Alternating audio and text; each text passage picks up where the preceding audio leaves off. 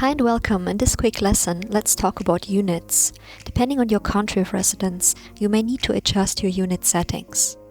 To change or adjust your units, you need to go into the settings. You can find it under Window, Model Info, and navigate to Unit.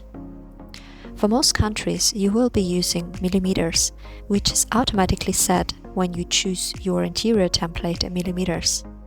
What I would actually just do here is to set the precision to 0, as there's no need to showcase any digits or anything smaller than 1 millimeter or 0 millimeters.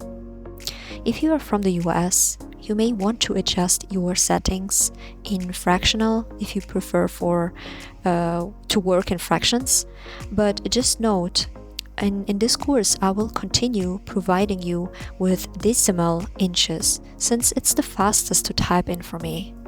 Just to continue this course, please use that unit and select 0.00 inches for precision. This will give you 2 digits after the comma. Later, when you start working on your projects, I would suggest you use a unit that you are most comfortable with working. So even though we have selected a template in millimeters or inches, we can always change the unit we want to work in any time, at any stage. So whenever you feel you need to switch, you can just adjust the unit and continue working from there. Okay guys, see you in the next video.